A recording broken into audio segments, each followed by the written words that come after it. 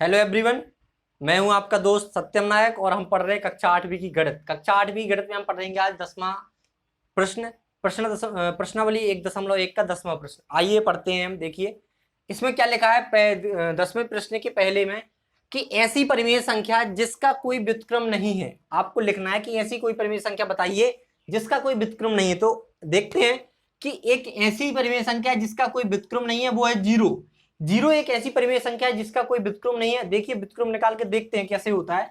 कि हमें पता है कि अगर हर में कुछ ना हो तो एक मान लेते हैं, मान लो एक।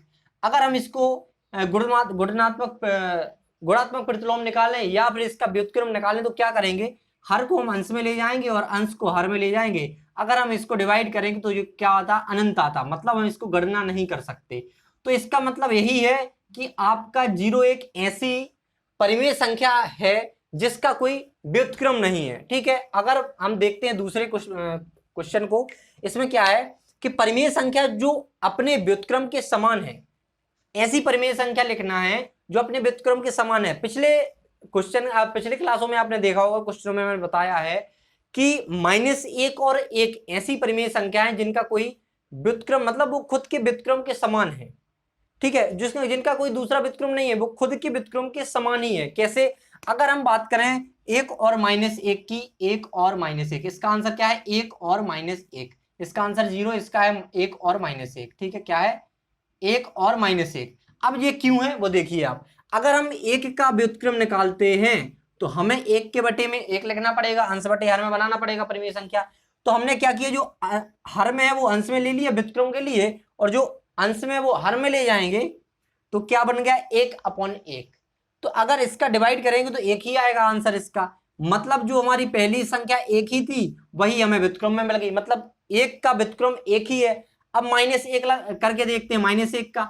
अब -1 का व्युत्क्रम निकालना है तो हमें पता है कि बटे में हम क्या लगाएंगे, 1, मतलब हर हम 1 मान लेंगे। ठीक है, अगर इसका व्युत्क्रम निकालेंगे तो जो हर में है वो अंश बन जाएगा और जो अंश में है वो हर में पहुंच जाएगा।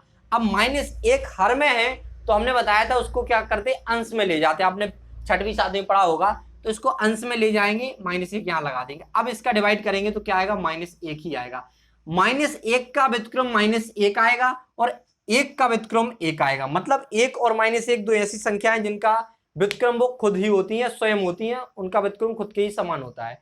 अगर बात करें तीसरे क्वेश्चन की तो उसमें लिखा है परिमेय संख्या जो अपने ऋणात्मक के समान है। आपको पता है ऐसी कोई परिमेय संख्या बताइए जिनका ऋणात्मक वैल्यू उनके खुद के समान हो। देखिए अगर हम 0 लिखें तो क्या गलत है, यहाँ कुछ नहीं, आंसर इसका 0 ही है। कैसे, देखिए अगर हमने 0 लिखा या -0 लिखा तो कोई फर्क थोड़ी पड़ेगा, क्योंकि 0 क्या है, कोई वैल्यू थोड़ी है।